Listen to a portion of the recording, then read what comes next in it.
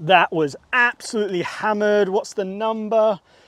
285 yards a carry, 320 yards a total. That's a gain of nearly 40 yards. Well, I promise you, today is not going to be a letdown. After today's video, you are going to be hitting the golf ball further, and I can back it up with data and proof. So it's going to be an absolutely awesome video. Now, before we jump into it, please give the video a like and the channel a subscribe. It massively helps me out and allows me to produce more content for you. Now, the key concept we are talking about today is something called sway gap. Now, if I bring up this awesome graphic next to me, we can see that there are two lines drawn. A blue line, which is going down from the center of the chest all the way down to the ground, and a yellow line, which is going from the center of the pelvis, again, down to the ground. So the sway gap is the difference between those two lines, and that's what we're measuring today. That's what we're focusing on. Now, let me hit a goal shot for you first, and then we're going to break down what I see so many amateurs get wrong and how it's going to make you super inefficient. So let me hit a shot for you right now.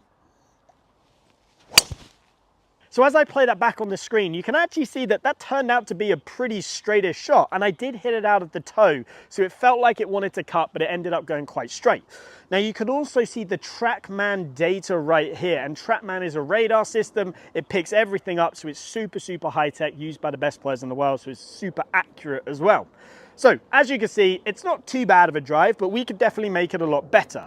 So if I now chuck up the Sportsbox data and we take a look at this swing, what do you notice about the blue line relative to the yellow line? So the chest relative to the pelvis. Well, in this situation here, we can see the chest was ahead of the pelvis at address. Now from here, as I then swung to the top, you can see that chest stayed ahead of the pelvis slightly, very, very slightly. And then as I started down in transition, it was ahead, and then it started to tilt away. So what we are essentially seeing here is a movement so many amateurs do, and this movement is very, very inefficient. Now, if I actually just do a little bit of a comparison side by side, so we got the amateur here, we got the tour pro over here, which is going to be Tiger Woods in this example, you can see how there's a very different relationship between the blue and the yellow lines right here. In the amateur, the blue line, or my amateur example, the blue line was ahead of the yellow at address. In Tiger Woods, the blue line is behind the yellow at address. So let's first of all break that down. What is that showing right there? Essentially, it's showing that at address, Tiger is in a much better position to where his spine is tilted away from the target and his pelvis is closer to the target like this. So here's what I want you to do to fix it. First and foremost, I want you to grab your driver. I want you to hold it right in the center of your chest and right in the center of your pelvis right there. So basically where those two lines are drawn down from in the Sportsbox data. Then from there, you can see this creates a tail between my legs. I want you to push your hips forwards and drop your trail shoulder back so that tail points just forwards and middle. Now from here, if you look down, you can see my pelvis is slightly closer to the target than my chest. And that is literally how you achieve the same setup position as Tiger Woods right there. Super simple, super easy. Once you've then done that, put your hands on the club, and now it's going to be so much easier. So that was the easy bit, that was the setup. Now let's bring these up again and let's look at the backswing. So the backswing very much followed what we did at address right there. And a golden rule is, in Tiger's situation, he sets up with the chest slightly back of the pelvis. He maintains that relationship as he turns back. So you can see by the time he gets to the top of the backswing, the blue line is further away from the target than the yellow line is. Versus in the amateur example that I did, you can see how the blue line is actually still slightly closer to the target at the top of the backswing. Now, if we think about this in terms of what's going to help us set us up for the most efficient and powerful and on-plane downswing, it's obviously this one over here, right? This is going to help us get into that great downswing position to where you can use your legs, use your power, hit the ball so much further. So how can we achieve this position? Well, first and foremost, it starts with that good setup position, hence why we started there. Then from there, we've got to learn what it feels like to turn whilst keeping the hips relatively centered. So in the middle of our feet is what I mean by centered, and then getting the left shoulder behind the golf ball. Here is a phenomenal drill to help you with that. So what I want you to do is grab 2 alignment sticks. Now from there, place these alignment sticks right down between your feet. You're going to place the first one right here, just on the inside part of your trail foot, and you're going to place this second one pretty much right in the middle of your stance right there. Now, from there, grab your golf club, have the butt end of the grip point down towards the target. Let me just miss my mic and get into your golf posture.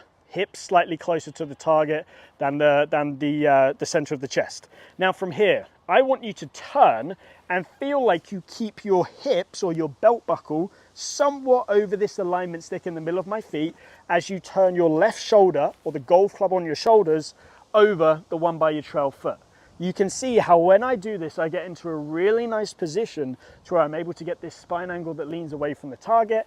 And this is where we would see on the Sportsbox data that blue line be further away from the target than the yellow line. So do this a couple times, really go nice and slow to start with. Make sure you get some good spine, shoulder tilt in there and get yourself moving correctly. Then once you've done that a couple times, then grip the club and do some swings rehearsing this motion right here. Feeling that left shoulder get behind the ball. And it actually feels like, to me, my tailbone, which is right at the bottom of my spine, is going towards the target. That's sort of the feeling I'm having here. Tailbone towards the target, left shoulder behind the ball. Let's give this a hit, again with the Trackman data and everything, and let's see if this produces some better numbers. So when we look at the data here, we can see some massive differences. Number one, the ball speed is way higher. You can see the carry in total has jumped up a lot, which is fantastic as well. Now the other big one is we can see the angle of attack has also gone up. Now this is crucial because when the angle of attack is going up, guess what?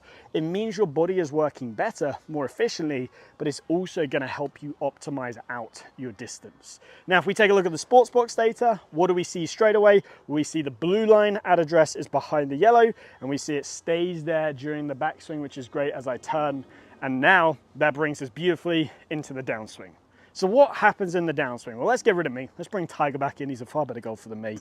What do we see Tiger do in the downswing, and why is this so important? We actually see the distance between his chest and his pelvis, that sway gap, increase. So it increases right here.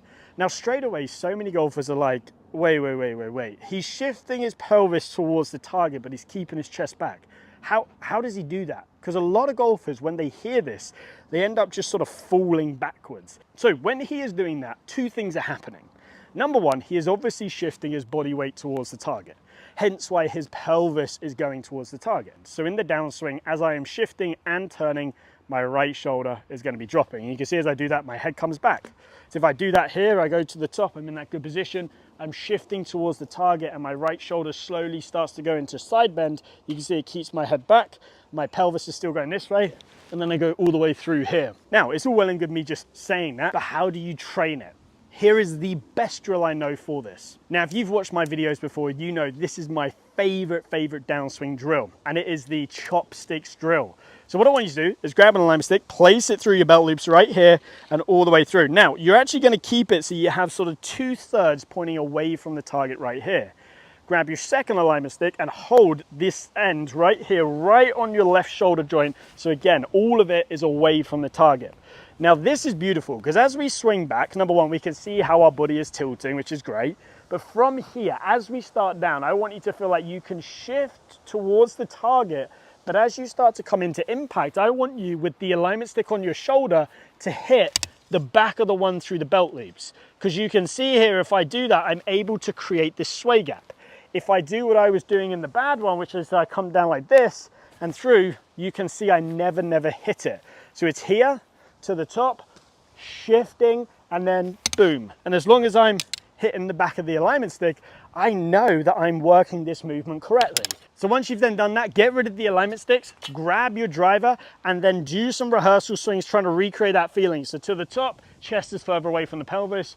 I'm shifting my pelvis towards the target, feeling that right shoulder drop, and then all the way through. And you can really see as I'm coming through, it's as if I have that intent of hitting up. I'm not just spinning on my back foot, my energy is going towards the target, it's just my right shoulder's dropping as I do that, which gets me in a good position. So I know you want to see me hit one more drive, so what I've done is I brought the iPad down here, which is connected to the Trackman, so I could tell you the data straight away after the shot. Let's put this all together one last time. Let's really try and hit up on the ball, get as much distance out of this as possible. Hopefully, again, try and get a little bit more distance than last time. So maybe 310, 315 will be great. If we can get anything higher, that'll be huge. So here's, hopefully, what it should look like.